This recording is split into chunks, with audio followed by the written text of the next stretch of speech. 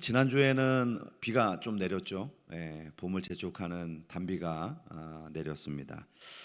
오늘 이 완연한 봄을 맞이하고 있는 우리 모두에게 하나님이 주시는 새 생명의 역동적인 그 은혜가 우리 예배에 참여한 모든 분들에게 넘쳐날 수 있기를 소망합니다.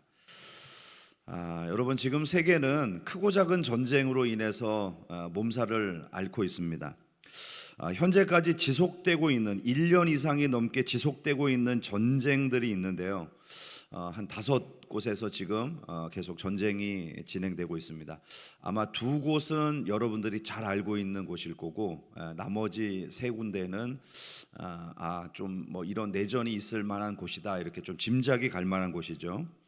자, 첫 번째 주요 분쟁국은요, 러시아와 우크라이나의 전쟁입니다. 2022년 2월 24일부터 시작된 전쟁인데 만 4년을 지금 넘어서고 있는 전쟁이죠.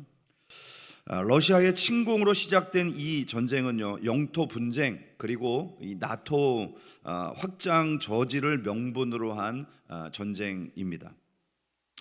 두 번째 전쟁은 이스라엘과 그리고 하마스, 헤즈볼라의 전쟁인데 2023년 10월에 시작되어서 지금 2년 5개월 동안 지속되고 있습니다. 하마스가 기습 공격을 해서 시작된 전쟁인데요. 이 처음에는 가자지구라고 하는 이 영토 내에서 군사작전이 이루어졌는데 지금은 레바논 전역으로 확장되고 있는 그런 양상을 띠고 있는 전쟁입니다. 그런가 하면 이 수단 정부군과 신속 지원군이라고 하는 이 전쟁이 있습니다. 23년 4월에 시작돼서 지금 2년 11개월, 한 만 3년을 향해서 가고 있는 전쟁인데요. 군부 내의 권력 투쟁이 그 주요 전쟁 원인입니다. 국가 기능이 마비되었고요. 이 전쟁으로 인해서 세계 최대의 기아, 난민이 발생하는 그런 상황이 지금 치닫고 있습니다. 그런가 하면 미얀마 군부와 이 주세력 간의 소수민족 간의 전쟁도 지금 진행되고 있는데요. 21년 2월에 지금 시작되어서 만 5년이 된 전쟁인데 군부의 쿠데타를 반대하는 시민 세력 그리고 소수민족들이 합세를 해서 지금 미얀마 정부군과 대치를 하고 있는 상태입니다. 또 예멘 정부군과 후티 반군이 싸움을 하고 있는데요. 이거 좀 오래됐습니다. 2014년부터 시작되어서 지금 만 12년이나 되는 그런 전쟁이죠. 겉으로 드러난 것은 이슬람 종파 간의 갈등입니다. 이 수니파와 시아파가 대립을 하고 있는데 사실 이것보다는 주변국들에 의한 이 이권을 둘러싼 주변국들에 의해서 싸우고 있는 이 대리전 양상의 전쟁이 바로 이 예멘에서 일어나고 있는 전쟁이라고 합니다. 자, 그런데 이 모든 전쟁들을 잠재하고 지금 전 세계가 주목하고 있는 전쟁은 바로 이스라엘, 미국 연합군과 이란 전쟁이죠. 지난 28일 미사일 기습 타격으로 시작된 이 전쟁은요, 지금 23일째를 맞이하면서 이제 만 3주를 넘어갔습니다. 자, 이 전쟁이 전 세계의 이목을 집중시키고 있는 이유는 이 유가 폭등이라고 하는 경제적인 불황도 이유이겠지만 혹시라도 이 전쟁이 중동 전역으로 확산이 되면 이것이 이제 신냉전 구도를 맞이하고 있는 이 세력들 간의 정면 충돌, 곧 세계 전쟁으로 이어질 수 있는 그런 가능성이 있기 때문에 더욱더 귀추를 주목하고 있는 것입니다.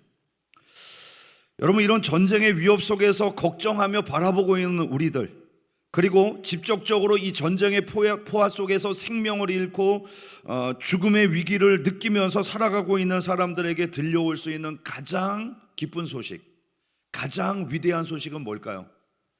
전쟁이 끝났습니다. 이 종전의 소식일 것입니다. 자, 우리의 영적인 현실도 이와 다르지 않습니다. 죄로 인해서 우리는 본질상 창조주 하나님과 원수된 상태였습니다. 하나님의 거룩한 공의 앞에 서면 우리는 진노의 심판을 피할 수 없는 반역자들에 불과했던 것이죠. 그러나 예수 그리스도의 십자가의 대속으로 인해서 마침내 우리는 영적인 종전 선언을 맞이하게 됩니다. 이것이 바로 우리가 그동안 로마서 3장과 4장에서 그렇게 치열하게 다루었던 칭의, 즉 믿음으로 의롭게 된다라고 하는 말씀의 결론입니다. 사도 바울이 로마서를 기록할 당시 이 로마 제국은 강력한 군사력을 앞세워서 이 평화를 유지하고 있었습니다. 이거를 그리고 그들의 최고의 가치며 자랑거리로 여겼어요. 봐라, 우리 로마가 다스리는 지역마다 이렇게 평화롭지 않냐? 이것이 다 우리 로마 덕분이다. 뭐 이렇게 자랑을 했던 것이죠. 그러나 여러분, 역사가 증명해 주듯이 그것은 정복당한 자들의 피와 눈물로 세워진 공포의 평화였어요. 반면에 오늘 1절에서 선포하고 있는 선포는요, 화평은 황제의 칼끝에서 나온 정막이 아니었습니다. 바로 예수 그리스도의 십자가 희생을 통해서 주어진 진정한 평화였던 것이죠. 로마가 강력한 힘과 권력을 통해서 평화를 이룩했다면 바로 예수님은 자기 희생을 통해서 평화를 이룩해 주신 것입니다. 그래서 창조주 하나님과 피조물인 인간 사이의 근원적인 적대 관계가 완전히 종식되도록 만들어 주신 것이죠. 따라서 오늘 우리가 읽은 이 본문은 이 칭의가 단순히 법정에서 여러분들은 죄 없다라고 선포되는 차가운 서류상의 판결문이 아니라는 사실을 알려줍니다. 의롭다 하심을 얻은 성도가 일상생활에서 누리게 될 이 생동력 있는 관계의 축복이 무엇일까요? 오늘 우리는 본문을 중심으로 세 가지를 함께 살펴보도록 하겠습니다. 첫 번째, 구원받은 성도는 하나님과 화평을 누리면서 은혜의 보좌 앞에 당당히 들어갈 수 있는 특권을 누리게 된다는 것입니다. 1절과 2절 말씀을 보실까요? 그러므로 우리가 믿음으로 의롭다 하심을 받았으니 우리 주 예수 그리스도로 말미암아 하나님과 화평을 누리자. 또한 그로 말미암아 우리가 믿음으로 서 있는 이 은혜에 들어감을 얻었으며 하나님의 영광을 바라고 즐거워하느니라. 여러분, 우리가 하나님의 칭의, 이 거룩함을 입은 다음에 얻게 되는 첫 번째 열매는요, 하나님과 관계가 회복되는 거예요. 이 관계가 회복되어서 찾아오는 게 뭘까요? 평화예요, 평화. 그러니까 이 성경이 말하고 있는 샬롬은요, 단순히 편안하다, 문제가 없다가 아니라 관계의 회복을 통해서 찾아오는 평안함이에요. 자, 이 개념을 다루기에 앞서서 우리는 오늘 바울이 전하고 있는 구원의 서정을 먼저 이해할 필요가 있겠습니다. 바울이 전하고 있는 구원 서정은 총 9단계인데 준비한 PPT를 한번 좀 띄워주시면 좋겠습니다. 자, 먼저 밝힐 것은요, 이 구원 서정이 논리적인 단계가 아니라 바로 구원이라고 하는 이 영적이고 복잡한 이 상황을 이해하기 쉽게 도식화한 내용이라는 것이죠. 자, 그래서 그 점을 우리가 좀 기억을 하면서 구원의 서정은 여기 나와 있는 대로 소명, 한번 읽어볼까요? 소명, 중생, 회심, 신앙, 칭의, 양자, 성화, 성도의 견인, 영화, 이렇게 9단계로 이루어지게 됩니다. 이 내용은 이제 나중에 로마서 8장에서도 한 번 더 다루게 될 텐데요, 오늘 본문에서 이 구원 서정에 관한 일부 내용들이 등장을 하기 때문에 예습 차원에서 한번 살펴보도록 하겠습니다. 자, 첫 번째, PPT 없어요? PPT를 보여주셔야 돼요. 자, 첫 번째는 소명입니다. 이 소명은 뭐냐면 불렀다는 거예요. 불렀다는 거. 그래서 한번 따라합시다. 하나님의 러브콜. 하나님이 우리를 불러주신 거예요. 세상의 소리에 귀를 기울이며 살아가던 나에게 어느 날 하나님의 목소리가 들리기 시작하는 단계입니다. 얘야, 그만 집에 돌아오렴. 이제 나와 함께 동행하자. 이제 세상의 그 즐거움과 모든 쾌락을 내려놓고 하나님의 거룩함을 향해서 돌아오라. 이렇게 우리를 불러주시는 초청장이 바로 소명입니다. 두 번째는 중생인데요, 이 중생은 뭐냐면 거듭나는 거예요. 다시 태어나는 것입니다. 자, 그래서 이것을 한번 따라합시다. 영적 심팽소생술. 영적 심폐소생술입니다. 자, 죄로 인해서 영적으로 죽었던 우리의 심령 가운데 성령께서 들어오시면요, 새 생명이 불어 넣어지는 그런 기적이 일어납니다. 마치 멈추었던 심장이 다시 뛰는 것과 같은 것이죠. 내 의지가 아니라 바로 하나님의 전적인 능력으로 새로운 생명이 시작되는 단계가 바로 중생, 거듭남이라는 것이죠. 세 번째는 회심입니다. 자, 이것은 회심은 회개라는 의미인데요. 한번 따라할까요? 인생의 위대한 유턴. 새 생명을 얻은 사람이 이제 달려오던 그 모든 삶의 방향을 전환하는 순간입니다. 낭떠러지 같은 그 길에서 멈춰서서 하나님을 향해서 180도로 방향을 바꾸는 것이죠.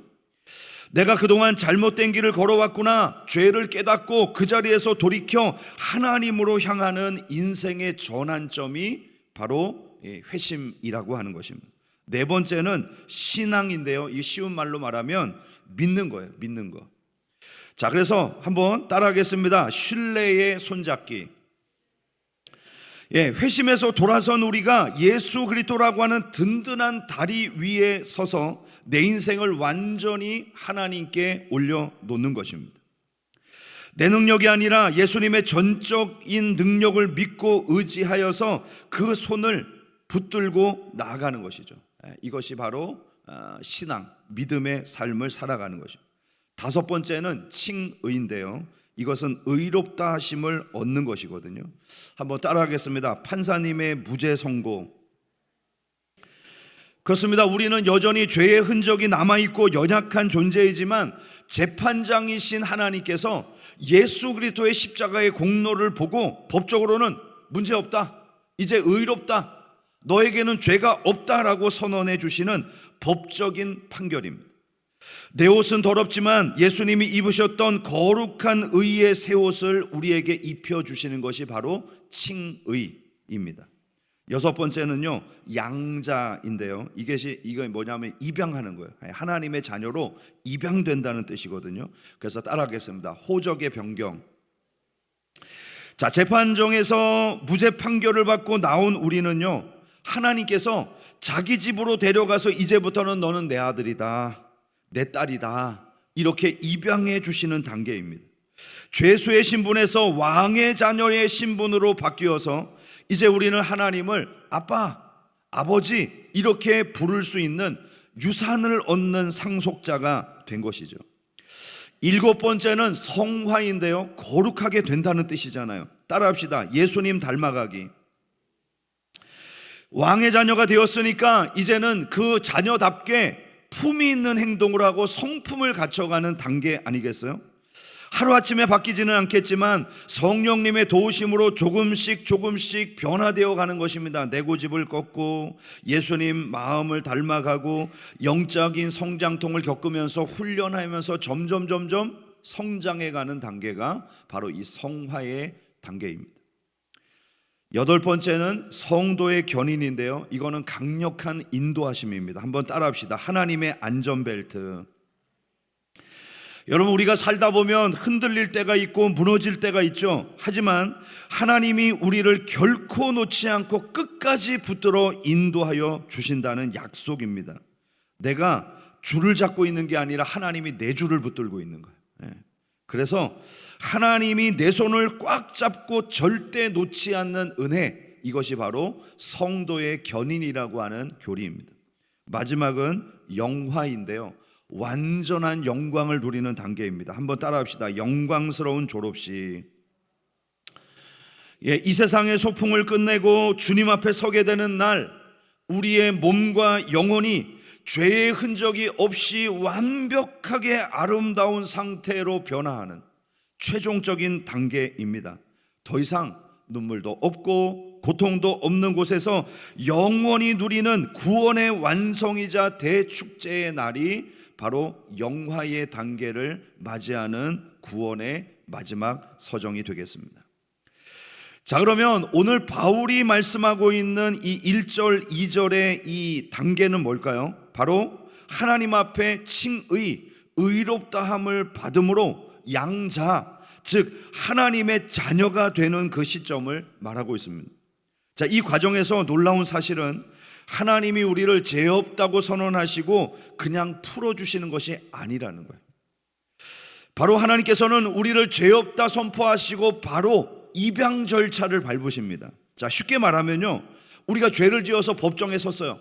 두렵고 떨리는 마음으로 판사의 판결문을 듣습니다. 그런데 판사가 의외의 판결을 내려요. 이 사람이 저지른 죄는 지옥 가서 마땅할 죄이지만 예수 그리스도의 십자가의 공로가 이 사람을 의롭게 했으니 이 사람은 죄 없습니다. 무죄. 여기서 끝난 것이 아니라 그러므로 이 의로운 자는 이제 나의 자녀입니다. 이렇게 선언해 주시는 것이죠. 그러므로 칭의를 통해서 우리에게 주어진 첫 번째 열매는 하나님과의 관계가 회복되는 거예요. 자녀의 신분을 얻는 것입니다. 그리고 그 관계 회복을 통해서 우리는 화평을 누리게 된다는 것입니다. 이제 우리는 하나님을 나를 징벌하며 감시하는 무서운 심판주가 아니라 나를 무한히 품어주시는 사랑의 아버지로 대할 수 있게 된 것입니다. 또한 바울은 우리가 은혜에 들어감을 얻었다라고 말합니다. 여기서 이 들어감이라고 하는 단어는요, 당시 사람들에게 두 가지 깊은 의미를 가지고 있었어요. 하나는 안전한 정박입니다. 험한 폭풍우를 헤치면서 침몰 직전의 위험까지 갔던 그 배가요, 마침내 파도가 없는 안전한 항구에 정박되어 있는 것을 들어갔다, 이런 표현을 쓰는 거예요. 두 번째는 왕의 어전에 입궐하는 것을 의미합니다. 왕의 왕 대신 그분 앞에 나아갈 수 있는 공식적인 안내를 받는 것, 그 특권을 누리는 것이 바로 들어갔다라고 하는 표현이죠. 여러분, 우리는 바로 이와 같은 은혜에 들어감을 얻은 존재입니다. 이제 내 스스로 얄팍한 어떤 도덕, 행위로서 마치 이 뱃사공이 풍랑을 헤쳐나가면서 은혜의 항구로 정박하려고 하는 그런 사투가 끝났다는 거예요. 예수 그리스도께서 자신의 육체를 찢으심으로 우리를 이미 왕의 어전으로 들어갈 수 있도록 문을 활짝 열어주시고 우리를 맞이해 주시기 때문입니다. 우리는 이제 하나님의 은혜라고 하는 거룩한 대궐 안에 하나님의 자녀로서 언제든지 들어갈 수 있는 프리패스, 이 프리패스권을 얻은 것이죠. 그러므로 더 이상 과거의 정죄감이나 율법에 짓눌려서 마귀의 종처럼 살지 않아도 됩니다. 하나님과 나 사이에 담이 완전히 허물어졌음을 믿고 오늘도 당당하게 은혜의 보좌 앞에 나아가는 저와 여러분들이 될 수 있기를 주님의 이름으로 축복합니다. 두 번째로, 구원받은 성도는 환난을 겪는 중에도 오히려 당당하게 즐거워하는 소망을 누리게 된답니다. 오늘 본문 3절에서는요, 세상 사람들의 이성으로는 도저히 이해할 수 없는 고백이 나옵니다. 3절 보실까요? 다만 이뿐 아니라 우리가 환난 중에도 즐거워하나니 이는 환난은 인내를. 세상이 말하는 평안은 현실적인 고난이 닥치면 유리 조각이 산산조각 나는 것처럼 그렇게 깨어집니다. 하지만 복음이 주는 평안은 다르죠. 이 평안은 환난을 피하는 것이 아니라 환난을 통과하면서 오히려 견고해집니다. 왜냐하면 성도에게 고난은 심판이 아니라 성화의 도구이기 때문에 그래요. 여러분, 우리가 하나님께 의롭다 하심을 얻은 자녀가 되었다고 해서 곧바로 하늘나라 가는 게 아니잖아요. 하나님은 우리를 이 땅에 남겨두시면서 성화의 과정을 겪게 하십니다. 환난이라는 정과 망치를 통해서 우리 안에 있는 세상의 찌꺼기를 다 걷어내십니다. 그리고 마침내 영화의 단계에 어울리는 보석처럼 조각을 해주시는 거예요. 커팅을 하고 갈아내고 빛나게 만들어 주시는 거예요. 세상 사람은 고난이 오면 재수 없어서 이런 일이 생겼다고 한탄하거나 하나님이 나를 버리셨다고 불안해합니다. 그러나 복음의 안경을 쓴 성도는요, 환난을 좀 다르게 봐요. 아, 이것이 나를 정금처럼 빚어주시기 위한 하나님의 은혜의 손길이구나. 그래서 더 깊은 소망의 단계로 나아가게 됩니다. 그래서 바울은 환난 중에도 우리 성도들이 즐거워한대요. 환난 중에 즐거워하는 사람 딱 두 종류입니다. 어떤 사람일까요? 신앙이 좋거나 미쳤거나. 근데 우리는 신앙이 좋은 걸로 합시다. 환난 중에도 즐거워할 수 있는 우리 모두가 될 수 있기를 주님의 이름으로 축복합니다. 위대한 작곡가였던 베토벤이요, 청력을 잃었어요. 여러분, 작곡을 하는 사람이 청력을 잃으면 어떻게 될까요? 네, 너무나도 중요한 도구를 잃어버리는 거예요. 그런데 이 깊은 절망 속에서도 나는 나의 운명을 움켜쥐고 살겠다. 그래서 불굴의 의지로 그가 멋진 교향곡을 만들어내요. 그런 것처럼 우리 성도 역시 환난 속에서 나를 온전히 빚어가시는 하나님의 그 거룩한 섭리를 믿기에 세상이 알 수 없는 당당한 기쁨을 누리고 고백할 수 있는 우리 모두가 될 수 있기를 소망합니다. 그래서 바울은요, 본문에서 이 고난이 우리를 빚어가는 거룩한 연쇄 반응을 세 가지로 설명을 하는데요, 3절과 4절을 다시 한번 보실까요? 다만 이뿐 아니라 우리가 환난 중에도 즐거워하나니 이는 환난은 인내를, 인내는 연단을, 연단은 소망을 이루는 줄 알미로다. 이 환난, 들립시스라고 하는 이 단어는요, 원래 이 고대 사회에서 곡식을 짓눌러서 껍질을 벗기는 커다란 돌, 혹은 포도를 으깨는 이 압착기를 의미합니다. 자, 1세기의 성도들이 겪었던 이 사회적인 핍박, 굶주림처럼 우리 성도들을 숨막히게 만드는 이 압박을 오늘 환난이라고 하는 단어로 사용하고 있는 것이죠. 자, 그런데 하나님께서는 이런 압박을 사용하신다는 거예요. 환난은 하나님께서 우리 안에 있는 세상의 껍질을 벗겨내고, 그리고 우리 인생에서 그리스도의 향기로운 즙을 짜내시기 위해서 허락하신 거룩한 압착기다. 오늘 바울이 그렇게 해석하고 있는 것입니다. 여러분, 이 압박이 있어야 우리 안에 비로소 불순물이 걸러지고 새로운 생명이 싹트기 시작합니다. 두 번째, 인내라고 하는 히포모네라고 하는 이 단어는요, 아래라고 하는 후포, 그리고 머물다라고 하는 모네라고 하는 이 두 단어가 합쳐 있는 거예요. 그래서 히포모네는 인내하는데 아래에서 머무르는 거예요. 자, 그런데 여기서 이 인내는 단순히 얻어맞으면서 수동적으로 웅크리고 있는 그런 상태가 아닙니다. 하나님의 신실하심을 믿기에 다가오는 시련 아래에서도 그 자리에 끝까지 머물며 능동적으로 맞서는 불굴의 영성을 의미합니다.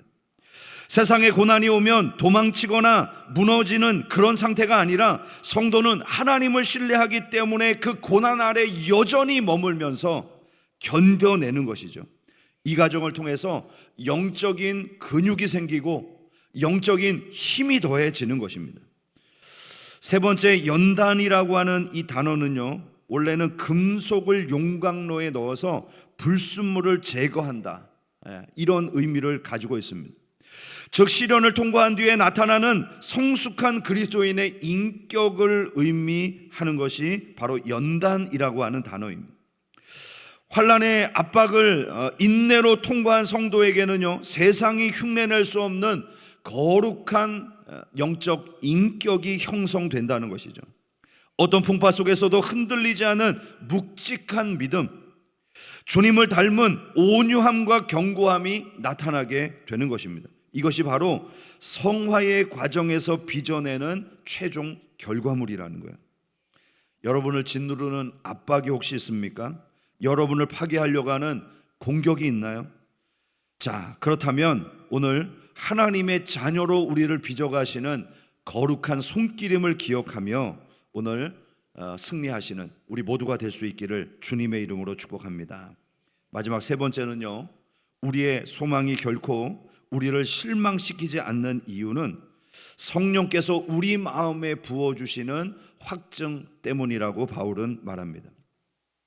우리가 무서운 고난 중에서도 쓰러지지 않고 인내할 수 있는 그 원동력은 내가 가지고 있는 긍정적인 생각이 아니라는 거예요.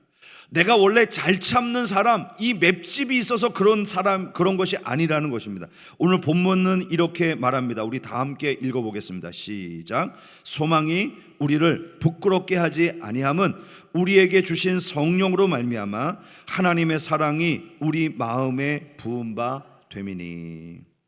근데 여러분, 여기서 이 부은 바 되었다라고 하는 이 말이 좀 재밌어요.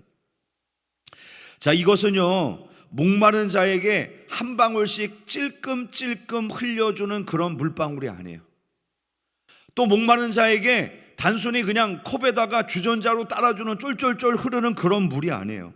이거는 마치 거대한 댐의 수문이 열려서 왕창 쏟아지는 물과 같은 그런 의미예요. 그러니까 부어졌다는 것은 폭포수와 같이 부어지는 것을 의미하고 있습니다. 압도적인 사랑의 폭격, 압도적인 은혜의 물결, 이것이 바로 부음바되었다라고 하는 의미입니다. 우리가 환란이라는 캄캄한 터널을 지날 때 여러분, 내 인생에 인내할 수 있는 연료가 바닥날 수 있을지 모릅니다. 그러나 성령께서 우리 마음에 폭포수와 같이 부어주시는 사랑, 인내, 능력은 결코 마르지 않는 것이죠. 이 놀라운 은혜를 무한대로 공급해 주시기 때문에 우리는 결코 이 환난 앞에서 쓰러지거나 포기하는 그런 부끄러움을 당하지 않는다는 것입니다. 그렇다면 그 하나님의 사랑이 내 감정이나 기분과 상관없이 객관적으로 확실하다는 증거는 무엇일까요? 6절에서 8절은요 정말 너무나도 중요한 십자가의 증거를 제시하는데, 자 6절부터 볼까요? 우리가 아직 연약할 때의 기약대로 그리스도께서 경건하지 않은 자를 위하여 죽으셨도다. 의인을 위하여 죽는 자가 쉽지 않고 선인을 위하여 용감히 죽는 자가 혹 있거니와 우리가 아직 죄인 되었을 때에 그리스도께서 우리를 위하여 죽으심으로 하나님께서 우리에 대한 자기의 사랑을 확증하셨느니라. 여러분, 이것이 바로 기독교가 말하는 사랑의 신비입니다. 세상은 사랑받을 자격이 있는 사람에게만 사랑을 줍니다. 하지만 주님은 우리가 하나님을 대적하던 원수였을 때, 우리 스스로 구원할 만한 능력이 전혀 없는 연약한 자였을 때에, 또 머리부터 발끝까지 부패한 죄인이었을 때에 기꺼이 우리를 위해 십자가에 달려 모든 생명을 내어주셨다는 것이죠. 십자가는 하나님이 내가 너를 이토록 사랑한다고 온 우주에 강력하게 선포하시는 스피커와 같아요. 내가 이렇게까지 사랑했으니 아무도 건들지 말라고 하는 강력한 주님의 도장과 같은, 인증과 같은 그런 확증 서류가 바로 십자가입니다. 이제 바울은 9절과 10절에서 더 강력한 논리를 펼치는데요, 그것이 더욱이라고 하는 논리입니다. 9절 10절 보실까요? 그러면 이제 우리가 그의 피로 말미암아 의롭다 하심을 받았으니 더욱 그로 말미암아 진노하심에서 구원을 받을 것이니 곧 우리가 원수 되었을 때에 그의 아들의 죽으심으로 말미암아 하나님과 화목하게 되었은즉 화목하게 된 자로서 더욱 그의 살아나심으로 말미암아 구원을 받을 것이니라. 우리가 하나님과 원수 되었을 때에도 아들의 피로 우리를 자녀 삼아 주셨다면, 이제 이미 하나님의 자녀가 된 지금 이 순간에 더욱 우리를 붙들어 주시지 않겠느냐, 이 논리예요. 그러므로 이미 우리가 구원받았다는 사실만으로도 여러분, 우리는 더욱 흔들리지 않은 구원을 확신할 수 있는 것입니다. 세상에서 가장 치사한 게 뭐죠?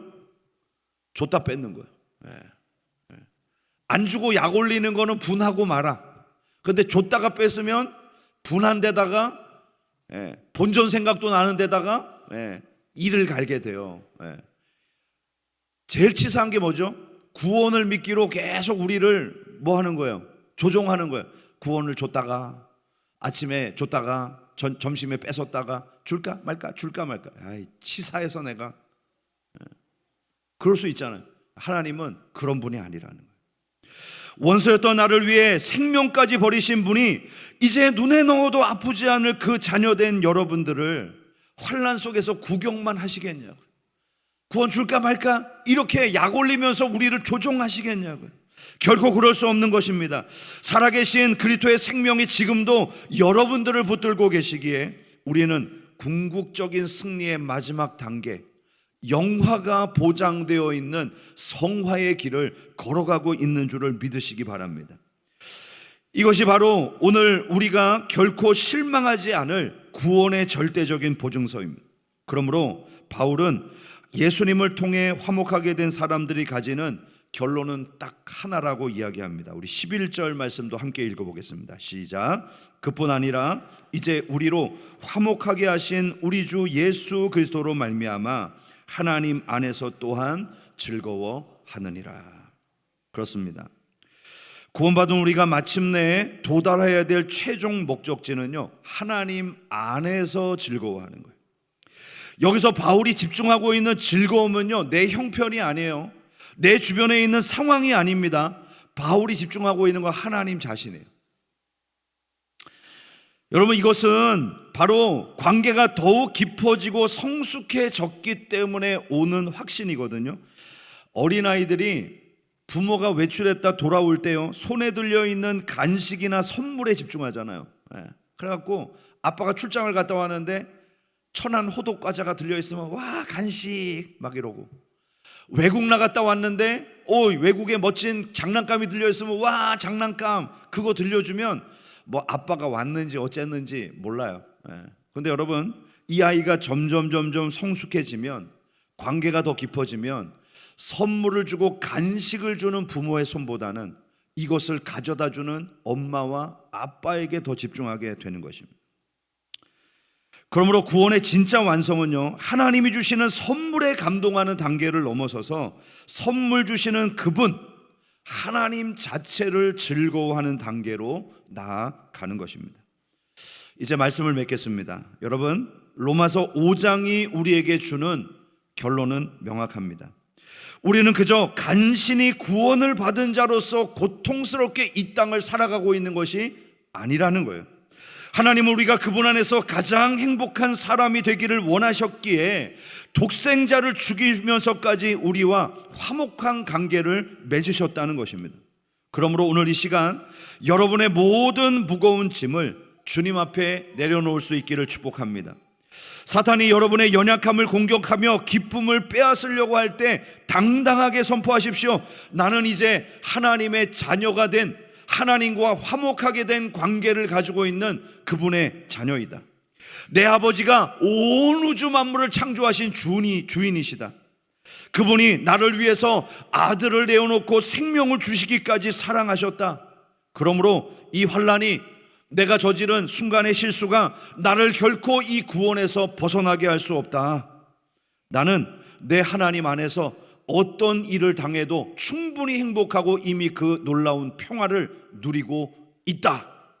아멘.